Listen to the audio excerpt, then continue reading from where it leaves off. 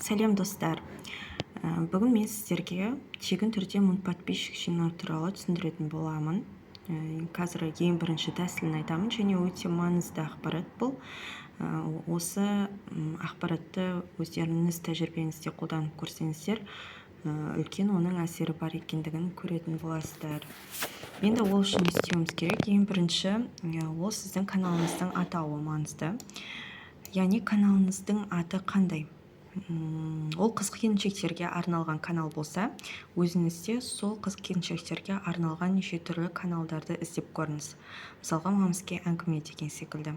Осындай каналға кіресіз, және кіргеннен кейін оның видеоларын қарайсыз да, ол жерге неше түрлі пікірлер қалдырасыз.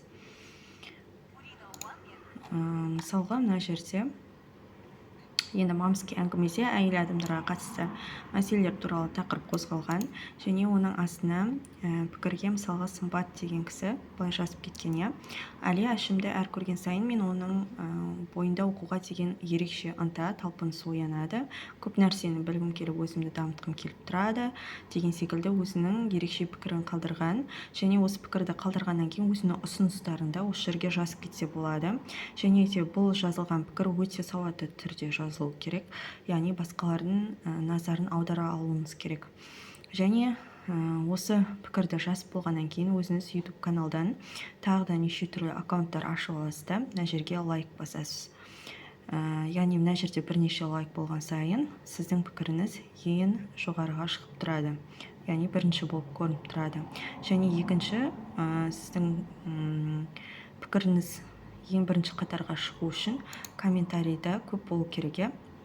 Енді мына жерде комментарийге тағы да өзіңіздің бірнеше аккаунтыңызбен өзіңізге жауап қайтарасыз. Яғни ол аккаунт сіздіккен ешкім білмейді ғой. Яғни мысалға, мына Жанар деген адам жазған: ешбір қатесіз жазған комментіңізді оқып қуандым дейсіз да, сосын айтасыз. Енді сіздің әйелдерге арналған парақшаңыз ғой, мынауда каналыңыз болып есептеледі. Сосын ешбір қатесіз жазған комментіңізді оқып қуандым, және сіздің де каналыңызды ішін қарап көріп едім, сіздің каналыңызда да неше түрлі қызықты ақпараттар бар екен. Каналыңызды көріп қуанып қалдым деген секілді өзіңіздің пікіріңізді білдіріп кетесіз. Сосын тағы да келесі аккаунтыңызбен кіріп, дәл мен сезімімді жаздыңыз ғой, менде Алияны көрсем бірден оқуға ынтамашылық кетеді дейсіз де, сіздің де каналыңызда білімге қатысты ақпараттар көп екен деген секілді сондай ответтер бересіз. Енді ол бірінші өзіңіздің жазған пікіріңіз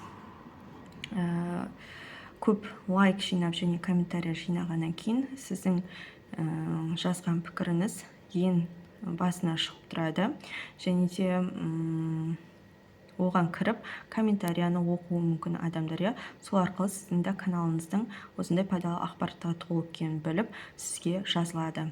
Яғни жазылу үшін де сіздің видеоларыңыз өте қызықты болу керек ішінде. Бұл міне подписчик жинаудың бір тәсілі. Назар қойып тыңдағандарыңызға рахмет. Сау болыңыздар. Егер де видео ұнаса, тіркеліп қойыңыздар. Әлі алда көптеген неше түрлі YouTube каналына байланысты ақпараттар шығатын болады.